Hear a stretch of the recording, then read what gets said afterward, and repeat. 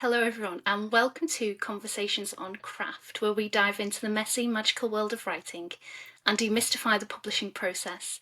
And today I'm absolutely thrilled to introduce Aje Roberts, Senior Commissioning Editor at Tor and Judge for Ascent Novel Prize. Aje joined Tor Bramble in 2025, where she's building a bespoke list across fantasy, romantasy, and science fiction and fantasy. And as an editor, she wants to build a list that represents the society we live in, that pushes boundaries and elevates intersectionally diverse authors. Aje, welcome to the show. Thank you so much, Hayley. It's great to be here. So we're going to start off with some quick-fire questions. What's the most overused trope? See, I think there's no such thing because the beauty of a trope is that, they can be used over and over again and you don't get bored of them. And yeah, so for me, I think every writer brings something different to the table. So I would say there isn't one. Do you know what trope I think I hate, but when it happens, I love it. And it's the there's only one bed trope. And I'm like, oh, not that old chestnut again. But I love it. I hate it and I love it all at the same time. Oh, it's a classic, classic. What's your favourite trope? I'd definitely say villain gets the girl. Ooh, nice one. I'm a sucker for. One book you'd wish that you'd commissioned. Oh, I'd have to say This Monster of Mine by Shalini Abisakara. Oh, I'll have to check that one out. That one sounds fantastic. I recommend. It was really good, and I tried to buy it at the time and I lost out. But yeah, Oh. fantastic. What is your favourite book to TV or movie adaptation? Oh, Hayley, that's just the book is always better. The book is always That's the wrong question for you. Wrong question. We'll move on swiftly. So, we're going to start today with an insight into your work as a senior commissioning editor. So, can you give us a bit of a taste of what your day to day role is like? Yeah, well, I mean, I'm sure I'm biased, but it's the best job ever.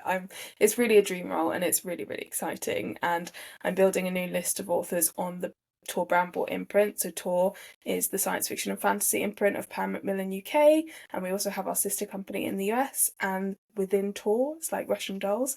There's Tor General, where we publish V.E. Schwab, Travis Baldry, T.J. Clune. Then there's Tor Nightfire, not Nightfire, that we launched this year with Grady Hendrix, and then there's Tor Bramble that we launched last year, where we have Carissa Broadbent, Helen Scheurer, Stephanie Burgess, Chloe C. Peñaranda, and many, many more amazing authors. So it's really great fun because I get to focus on the area of the market that I actually read as a reader, and I get to acquire in that area as well. And because Bramble is so amazing, I don't have to give up contemporary romance either, so I can do that as well as genre and science fiction and fantasy. So every day is different as an editor. You're project managing a lot of things, but that's what keeps me on my toes and also what I love about the job. So yeah, I'm lucky to work with so many talented authors.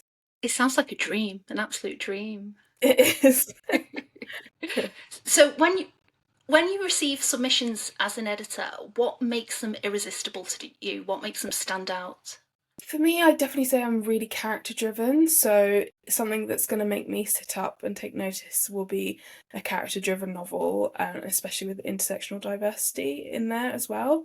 But also, I mean, just a great hook and gorgeous writing. I think there's so many things that can catch your attention, and because it's such a subjective business, something you absolutely love, somebody else might not, and vice versa. But yeah, I'd say that's the kind of thing that will make me, yeah, pay attention, get excited. You work alongside writers and agents, and how is that, and what's the key to making these relationships so successful? I would say there's not really one size fits all because I think it's, really important as an editor to tailor your communication style and how you work to the author, because the author is the talent and the one who are listening to their muse and writing. So it's just really important that you tailor the way that you communicate with the author to a way that works for them. Some authors like to go away into their writing cave and be like, don't talk to me until I finish and come out. Some authors require more communication. It really just depends on the person. So I think it's knowing that every author is different and they need something different from you, and being able to cater to that. And then agents obviously fit in because they're the author's advocate, and again it's all open communication. I'm always talking to both author and agent, and yeah, I think what makes successful relationships like that, it's sort of the symmetry of the trio.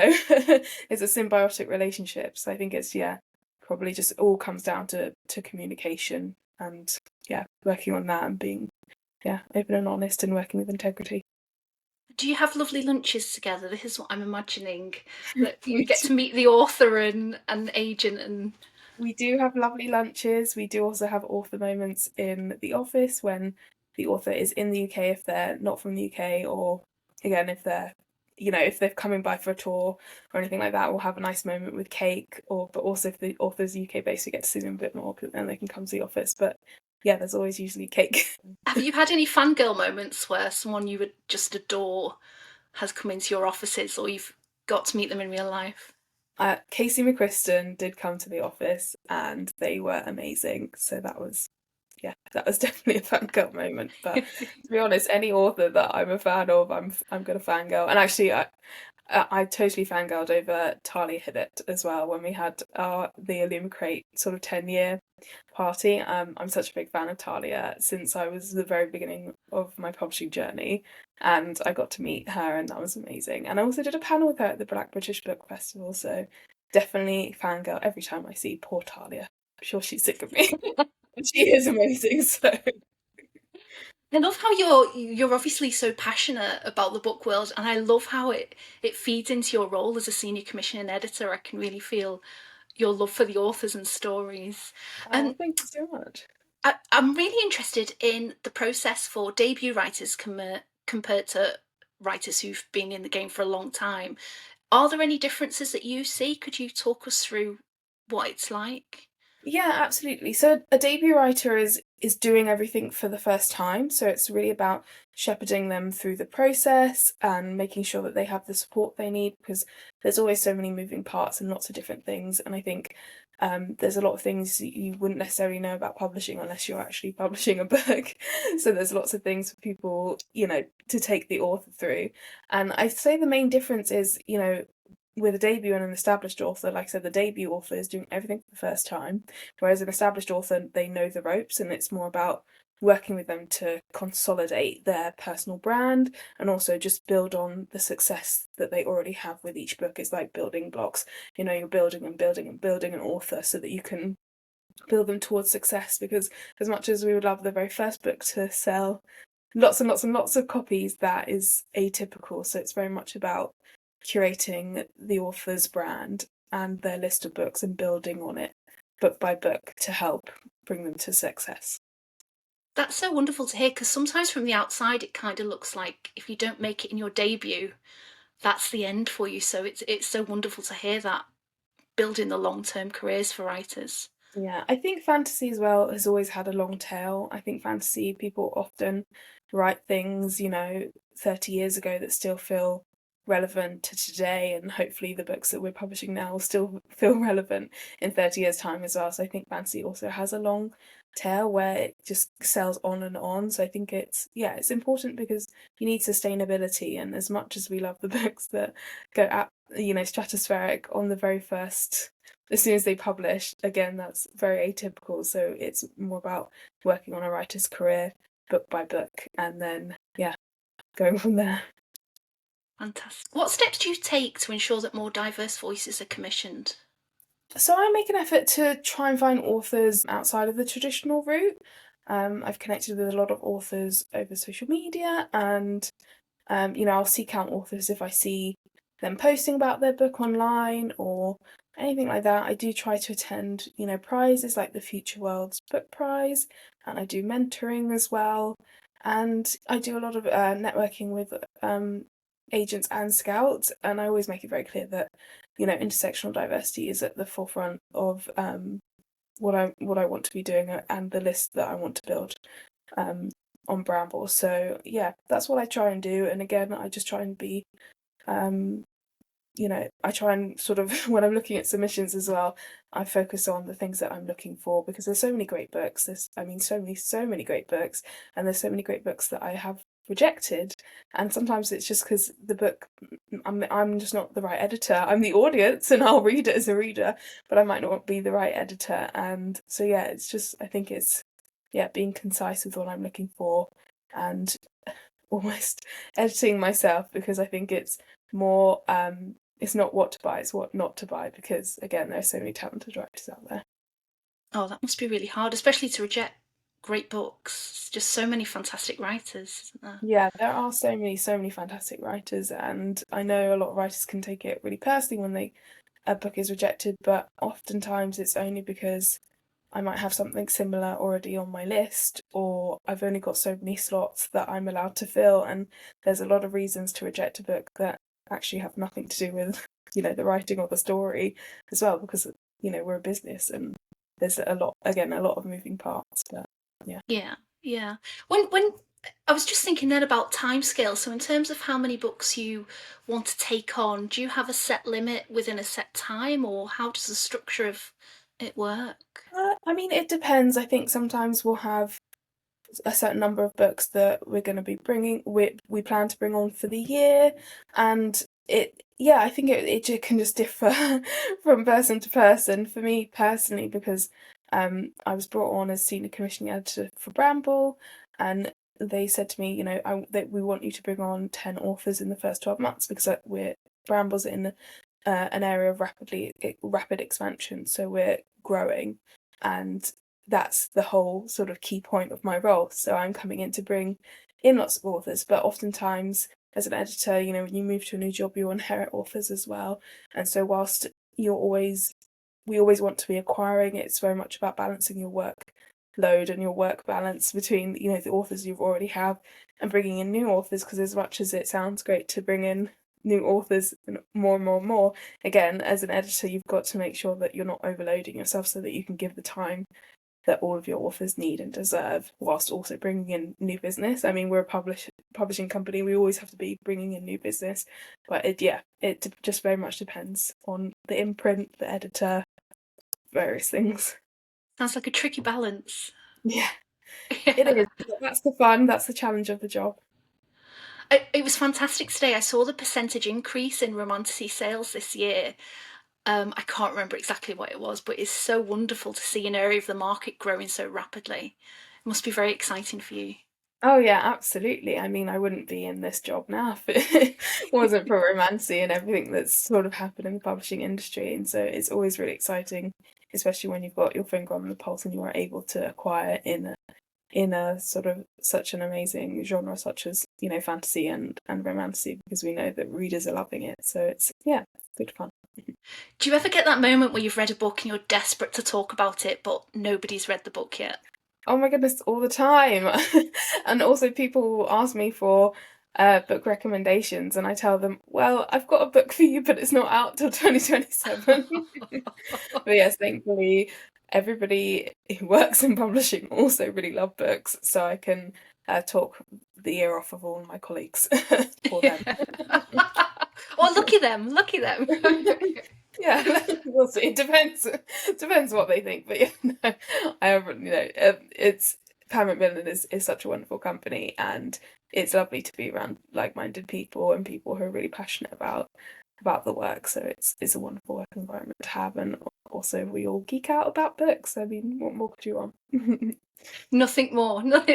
That's my wish list. I'd love to get your advice on the writing craft specifically. Is there anything that you would advise writers to do to make their work more appealing to an editor, or just more appealing in general? I think really it comes down to just being authentic. I think writers can get caught up in writing what they think we want to read, when actually I always say to writers, write the book of your heart, write the story that has been percolating in your brain for however long, write that book that you really want to write and that you're really passionate about writing. Don't write me a book because you think I'm going to like it. Write the book that you want to write. I think there's a difference between knowing your market and having done market research and knowing what the readers that you're publishing to or that your book would go to, and writing a book specifically for that readership when that may not be what you want. You just think it's going to be successful. So I'd say, yeah, be authentic and write that book that you really want to write and that makes you excited, because it always shines through in the writing. That was going to be my next question. Does it show in the writing when someone's written to market? And you've answered it already. Is the one thing you wish writers knew about the publishing process? I mean, it's probably that there are just many, many more writers than there are agents and editors. And I think it can be very difficult and feel like insurmountable to, from a writer's perspective, to get into the publishing industry. But I think it's just knowing that it's a very subjective business, and just because you've been rejected, that doesn't mean your story isn't worth being told. And I think it doesn't mean it's not worthy of being published. So very much don't give up. It's absolutely an uphill battle because there's so many talented writers and there's only so many people in publishing. But I think that's what I'd like people to know, so they know that a lot of times it's not because we don't like your story, it's because of other factors that we might not be able to take it on. That's one of my favourite quotes that you did for our website for Ascent, that your story is worthy. And it's just such a beautiful line. There's more, I can't recall the full sentence, but that phrase, your story is worthy, and just to keep going, it's fantastic advice. I'll have to repost it for all the aspiring writers out there. When you come to edit a book, how do you start? What do you begin with? So lots of different editors have a different sort of way that they edit, but the sort of standard is to do a structural edit, which is the edit that's like the big picture edit. So you're looking at larger issues in the story and looking at, teasing out this character arc, or can we work on this romantic thread, and those larger, bigger picture things. And then you sort of with each edit after that, you're going sort of more into the minutiae of the story. And I'd say maybe an average is 2 to 3 edits. But it really depends. Again, there's no one size fits all. And for me, it's really important that my authors know that my edits are suggestions, not dictations. So it's very much me trying to tease out in the author their best work. So I never want them to take out something because I said maybe we could change this. It's very much I want them to remain true to themselves and do what feels right and authentic for the story. And it's very much about me. I might suggest something like, maybe if X could do this and then Y would do that, and then the author starts thinking that actually, like, oh, actually no, if X, Y, and Z did this and then they can do that, and that's what I want. I want the authors, like, muse to start turning the gears in their head to be going, and them to be like, oh, this is like, Aje's idea was great, but I thought of something even better. So I think that's what is important for me for editing. It's not about me inserting myself into the book. It's about me helping the author bring their book to the best possible place. But I think probably one of the best pieces of advice that I received from one of my line managers was, if you want to acquire a book, you should be prepared to publish it as it is. Because I think, Ooh. because it's, if you're an editor and you're taking on a book and you say to the author, I like this book, but I'd like you to change everything about it, then I don't think you're the right editor for that book. But it's very much like, you'll be doing edits, but it's wanting to be aligned with the author, having the same vision, and just helping them to produce the best possible manuscript. Oh, fantastic. At what point do you do these edits? Do you buy the book first and then you go take the author through the edits? Yeah, so we go through the acquisition process and we acquire the book, and then we'll start working with the author on the edits, and we'll do things like brief the cover and start the ball rolling on the various steps that we've got to go through to take the book from, a Word document that came in, or a PDF that came in from the agent, to a book that's on a shelf in Waterstones. So yeah, it's a awesome journey with lots of moving parts. But yeah, usually that's the first thing we'll do. We'll work on the edits with the author, as well as, doing those other things like the cover that can be running in the background whilst you're getting the text ready. Oh, it's so exciting, actually, isn't it? It's so wonderful to like bring you. You're like the midwife of books. I haven't had that before, but I quite like it. Just walking the books, bringing them to life. Yes, yeah. Could you give us a bit of an insight into an acquisitions meeting? How many people are there? Is it different for each book? Yeah, absolutely. So it's usually quite the same across of um, the various publishers. You'll be bringing, there'll be different departments, and you're essentially bringing the book and you're pitching it, and then you discuss it with the other departments who will all have a different point of view, because obviously you're coming from editorial and you're like, I really love this book and I'd really love to buy it. And then also, it's not an interrogation or anything, it's more like people talking about what are the pros, what are the cons, those kind of things. But we have various steps before we even get to an acquisition meeting. So we'll go through and we'll discuss and we'll have various meetings before we even get there. So by the time you get to acquisitions, you usually, you're going in, you have a clear vision, you know exactly what you want to do with the book. And it's really at that point where you're getting sign off from everybody else who is saying, I agree that this is a good idea, but obviously not necessarily everyone will say that, but that is the hope, that everyone says, yes, we like this and we think you should move forward. Oh, I didn't realise there were prior meetings to the acquisitions meeting. Yeah, we discuss it a lot. It's all about strategy and, what will fit on our list, what we think is going to be good. And, we're trying to publish into market trends and things like that. So it's very much a lot of different discussions. As like I said, it's also a very subjective business. So just because I love something doesn't mean it will necessarily fit on the Tor list. I might love something and be like, I'm the reader for this, but not necessarily the editor. So we do, yeah, we have lots of discussions, but it's all to make sure that we're the right people to publish the book and we're setting up the author for success. And who makes the call to the author? Do you get to ring authors and agents? Well, it's we more do it over email, but it's very much like we'll have lots of discussions and then we'll have lots of email discussions and things like that. And then at the end, I might get a call from the agent telling me the good news that I've acquired a book, or I'll get the good news over a call. Yeah. I Um, feel like it's I more do that. dramatic on a phone call, you know that da da da. Yeah, I did get a phone call not that long ago that I'd acquired a book, and I was very, very excited. I Oh. think I might have burst the agent's eardrum.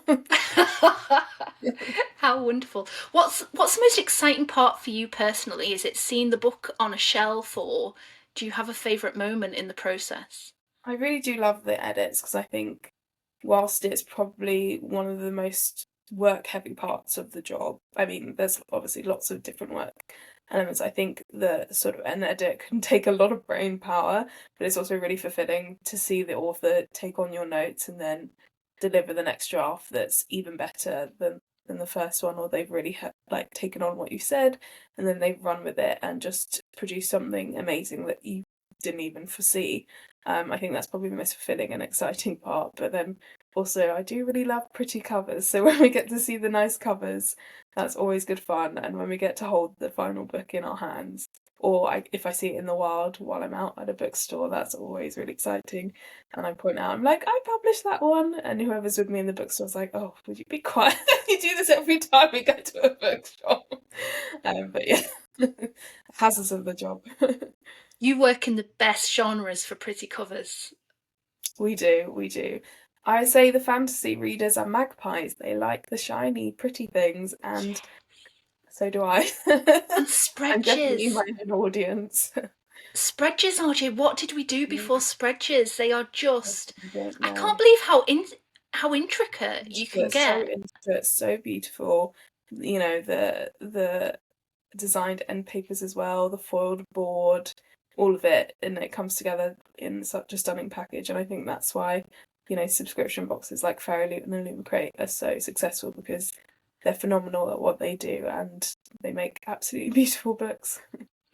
And it's bizarre to think that when the Kindle came out, we were all worried that nobody's going to buy a book anymore. And actually, if you look at the rapid growth in the fantasy section, you think the reverse is true, because readers are craving these beautiful, beautifully designed objects that we can hold and keep and display. Yeah, absolutely. I think, again, I'm very much the readership that I'm also targeting as an editor, but lots of people read the ebook and then they buy the beautiful hardback as their trophy for their shelf. And I think it's the two different sort of hobbies of book reading and book collecting that sort of intersect. I unfortunately have both of those afflictions, Yeah, collecting the neither books do I. and So reading them. um, so, because you love the editing process so much, is there a type of edit that you feel can have the biggest impact on a book? I mean, I'd say the structural edit is usually the largest edit and where you make the most changes, just because that's where you're really focusing on the storylines. And, you might cut back on a storyline or you might build another storyline out. So I'd say that probably is the edit where the most changes happen to the structure of the book. But it's an incremental process as well. So with each draft, you're working on different things, so that by the end of it, you've got this really polished manuscript that's gone through various edits. And then obviously we do things like copy edit and proofread, where someone much smarter than me goes through all of the grammar and makes sure there aren't any consistency errors and things like that. But yeah, I'd say that it's not necessarily any one thing, but if I was going to point to something that probably makes the biggest difference or changes, it probably would be that first structural edit. Yeah. So it's all you describing almost like layers and just Yeah. layering the book with incremental steps for improvement. And for writers trying to edit and improve the drafts themselves before they get to the agent and editor part of their publishing journey, do you have any advice for how they could approach that? Would it be just to focus on one aspect, or what would you advise? Um, yeah, I mean, I think a lot of people definitely work a lot more in the beginning, because I think in when you're first querying agents, they want something like the first three chapters, so they really work to polish the first three chapters. But I'd say um, I don't know if this is controversial, but I don't know if how much I would really worry about the edits, only because, once you get an agent, the agent will do edits with you. Once you get an editor, the editor will do edits with you. And also, as a writer, it's never going to be perfect. It's never going to be good enough. I think it's very much, going through and editing yourself to make sure you're happy with the book, but also knowing that no one expects it to be perfect at that stage, that the agents know what they do very, very well. They know what they're looking for, and they don't expect your book to be like of the same sort of at the same state as a book that's in Waterstones. They're looking for your raw potential, they're looking for the hook, they're looking for your writing style, and they don't expect it to be perfect. And I know it's hard to let go, but I think it's very much just working on it to a place that you're happy with it and you feel really good about it, and then just trusting that instinct. You're so inspiring, RJ. I love the advice you have for writers. I feel like you give us such faith, to trust your voice and to trust your own process and to trust the story you want to sell and what you want to write. It's just so inspiring to hear that from a senior commissioning editor. So thank you so much. Thank you. No, thank you. I mean, like I said, the author's the talent, and we wouldn't have our jobs without the author. And I think for me, it's very important that the author, you know, again, writes the book of their heart, because you can tell in the writing, and it's important that they feel inspired and they feel good about what they're putting out in the world. So that's what I try and facilitate. I'm going to go all negative now because that's the way writers' brains work. So apologies.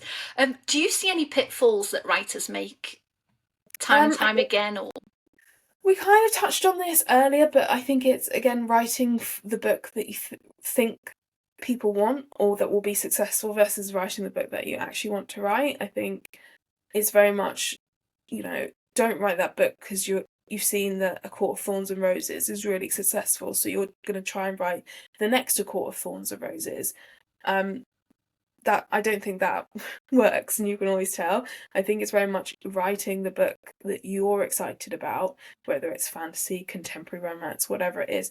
Writing that book that you're really excited about, but then knowing your audience. Look at what's doing well in Waterstones, look at what's doing well online, know your audience and your readership, but write that book from an authentic place. Otherwise, you can tell. falls a bit flat? I've never tried to write a vampire novel. I'm just putting that out there, even though I was a huge, huge Twilight fan back in my youth. Oh, Twilight. We all loved Twilight. That's, defined a whole sort of a whole genre of humans. I remember finishing the first book. I think I was in my early 20s, and I had to go out that moment to buy the second book, and I couldn't find anywhere that was open. I ended up driving like an hour and a half away to this bookshop that was, because I was just so desperate for that next book. I just couldn't wait. Tesco didn't have it. As just that, and it's fantastic that level of obsession that books can give, and that we see an awful lot on Books Talk. Um, do you ever find authors through Book Talk, or? Yes, I've connected through with authors on TikTok, especially self-published authors or authors who are working on the basis that they're not sure whether they're going to get an agent or not, and they don't want to wait. So they start, doing their own marketing, posting things on TikTok, and oftentimes I'll come across that and be like, oh, that sounds interesting to me. I'd like to hear more. And then I'll contact the author. So I have contacted a good few authors from TikTok. And again, like I said, I'm very much the market or the readership that I'm marketing to as an editor. So that's naturally the spaces that I'm looking at as well. So I do always come across really interesting things on social media and then reach out to those authors. Whenever I see what you're looking for or the kind of book you would love, I get this sense that you've got a great instinct for story. Is that something that you were born with or that you've developed? How? I don't know. I think, my maybe it's in the blood because my granddad was a librarian and my Oh, dad actually wanted to go into publishing, but he ended up in banking. And he and my granddad definitely got me into reading. My dad would read to me at night, and then he'd say I'd fall asleep and he'd continue reading because whatever book we were reading was so good. And then my mum also made sure that I had books, that represented me. And the first time I actually read a book that I can remember where there was another young mixed race girl whose mum was black and whose dad was white was Noughts and Crosses, Callie Rose, who's Seffi and Callum's daughter. And I was like, oh, that girl's just like me. Her mum looks like my mum and her dad looks like my dad. And that I feel like that, I don't know, I guess those kind of things like burrowed into me at a young age. And I just grew up loving books. And funnily enough, I thought I wanted to be a lawyer, but I didn't want to be a lawyer no. at all. Yes, it didn't suit me. It didn't suit me at all. And my dad suggested that why don't I think about publishing? And I did work experience at Bloomsbury, and I fell in love with it, and that was it. I just knew I wanted to be an editor. So I don't know. I guess it's just the experiences of life, and but also knowing the kind of things that I want to read as a reader are the kind of things also that I want to publish as a publisher. So I guess it goes in roundabouts. Do you have any advice for how authors can put a hook together? Because I've seen you do like call outs for I want this kind of book, and you seem to have a way of combining elements that are just irresistible. And I think if that book was written, I would be reading that book right now. Do you, can you give us any tips onto how we can do such a thing for ourselves? Yeah, I mean, I think it's very much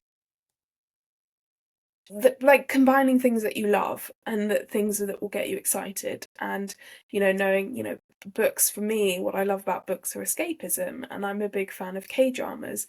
And I also, my favorite movie ever is Spirited Away and it's my comfort movie. And I'm a huge fan of Studio Ghibli, so when agents will send me a book and be like, this is Studio Ghibli meets this, I'm like, oh, that makes me so excited. So it's very much, I think it's like putting together things that you're excited about, but also things that make other people excited. So, TV shows like The Vampire Diaries, back in the day when that was coming out, everybody loved it, everybody was obsessed with it. And, if you say to someone, I want a book that's the Vampire Diaries meets The Summer I Turned Pretty, they immediately know what you're talking about and they get excited. So I think it's really very much thinking about, what's in mainstream media, what's been in mainstream media that still, has those ripple effects today. It's about thinking about those things that will connect and go together well, but also the things that you want to read as a reader.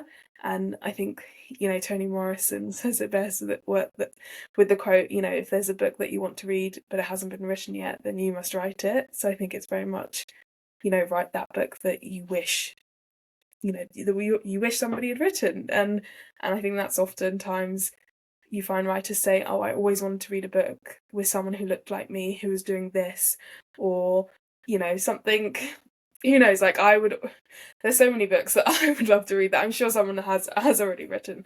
But yeah, it's very much about thinking about those commercial aspects that go together and that get people excited. I love how so many of your answers are about trusting your gut and about I just mean, believing in yourself. I think it's really true though, because I think, not everyone can sit down and write a book.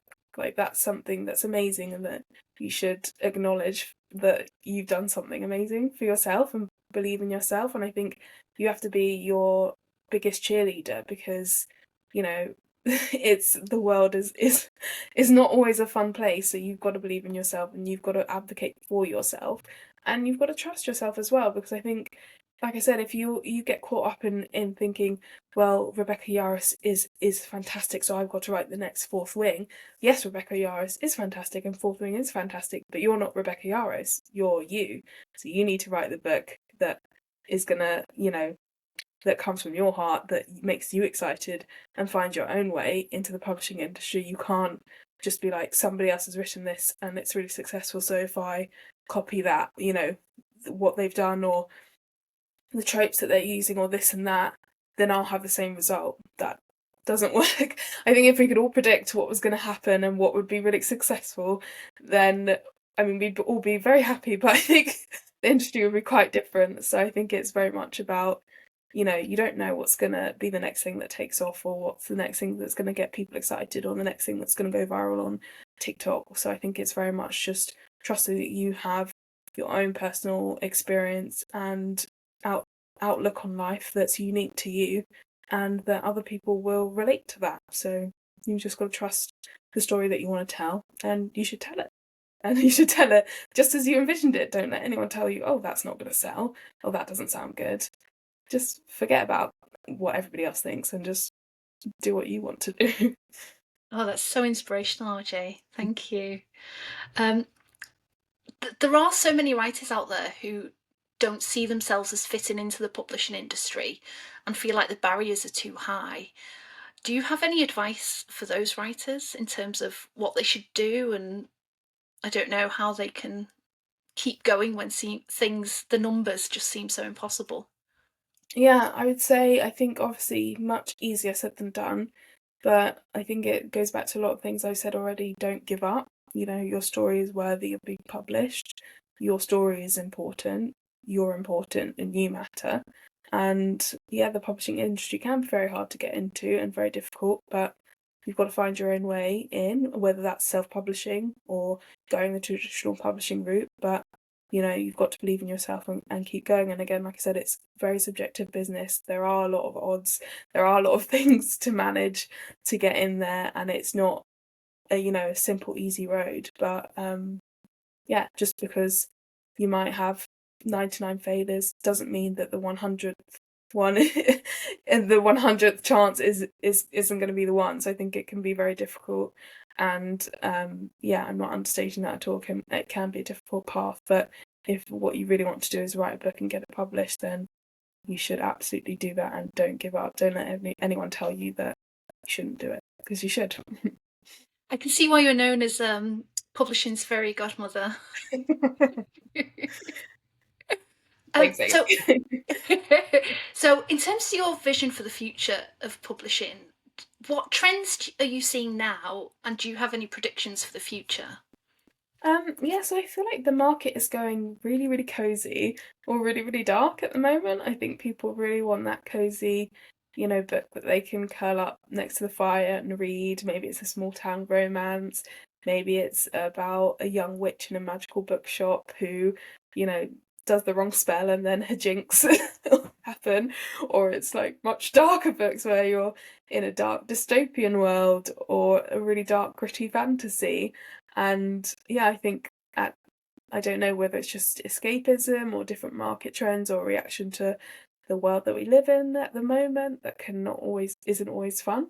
But I think that's definitely a market or a sort of a market trend that I'm seeing where there's sort of the market's just going to this two extremes are either super cozy with baby dragons or like grim dark with assassins. I very guiltily sit down and will watch one of those really cheesy movies where some girl comes back for Christmas to her hometown and oh, there's her boyfriend from all those years ago. And they're so cheesy, but they're just such comfort watches, aren't they? Like those really Absolutely. cozy romance stories. That's why people love romance, because it's formulaic and you know there's going to be a happy ever after or happy for now. The journey's different every time, and you get that comfort and that escapism from being able to read that. And I think that's the beauty of, books in general. So you'll never catch me saying, no, don't read something cheesy. Cheesy or don't watch a cheesy movie. I think it all sort of connects, yeah, escapism, and that's, across the board for literature and TV, I think. What's your balance in terms of romance and fantasy, and what's your personal balance of what you've taken on recently? I think I'm very much playing in the romantasy sandbox, so really amazing fantastical worlds with, impeccable world building and interesting characters, but also a romantic thread that's either the subplot or the main plot that's really driving the story. Because I'm a sucker for romance. It's just so comforting, isn't it? That that you Yeah. know they're going to end up together, but I love it when there's that moment where you genuinely think they're not going to end up together, and I think that's such a skill because romance is so much harder than it looks. For a long time, I feel like people look down on the romance genre, but actually, to make people believe that they genuinely can't get together, that's that's a tough task, isn't it? Absolutely, because like I said, romance is very formulaic, and we love that about romance. But when you can also subvert readers' expectations, that is also the sign of a very talented writer. Yes. And to all you writers out there, I don't like it when someone ends up dead. The romance. What was that Christmas one where the guy had died and spoilers everyone. Luckily I can't remember the name of the movie.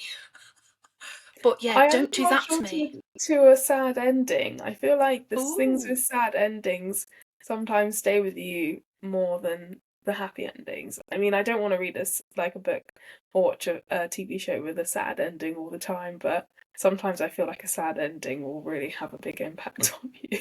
Yeah, Your heart will be cathartic. broken. Yes, cathartic after Just you've let cried a lot. yeah, let out all the tears. Um, so what do you think the next 5 years holds for publishing? I wish I knew, Hayley, actually, because I think I could probably make a lot of money if I knew exactly what was going to happen. I think publishing is a constantly changing business, and it's really important to be able to, change with the times and diversify your portfolio and be like, okay, well, we're moving in this direction, so let's follow it.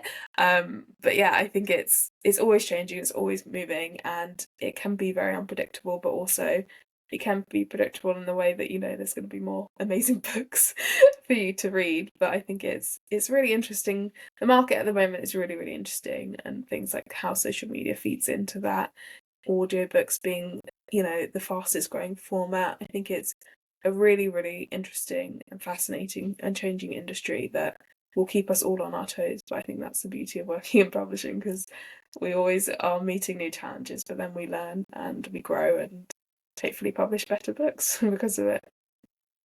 Are you an audio listener yourself? Do you enjoy audiobooks? I personally am not. I can absolutely see why people love it, but I've tried to get into audiobooks multiple times and I can't quite get there. So I don't know if it's just me and how my brain works, but I'm very much very attached to my Kindle, and I'm an ebook reader probably more than anything else. But I do also love actually having a book in my hands. But I think just because of the nature of my job as well, having lots of manuscripts at my fingertips just is the easiest thing for me. So personally, I find that I take it in best when I'm, reading the actual book. But, that's just me personally. I think audiobooks are amazing. I think they work for so many different people. RJ, it's been absolutely incredible speaking with you today, and we look forward to hearing from you. And you and Liza will announce our winners on the 1st of March. Do you have any final words for all the writers listening? Well, firstly, thank you for having me, Hayley. This has been really good fun. I'd say for all the writers listening that, yeah, I think like what I've been saying throughout this podcast is you have to believe in yourself, you have to trust your gut, and your story and your writing and you matter, and that, you know, you shouldn't give up, because there's someone out there who will relate to your story and they'll love it, and words really have the power to change people's lives. So yeah, you got this. Oh, RJ, you have been so inspiring. I wish I was one of your authors because I feel so buoyed up by your faith in the creative process. And Oh, thank you. I'm so glad your dad convinced you not to be a lawyer and to go into publishing, because your passion just shines through. And thank you so much for your time and your expertise today. Thank you. It's been an absolute pleasure, Hayley. Thank you so much.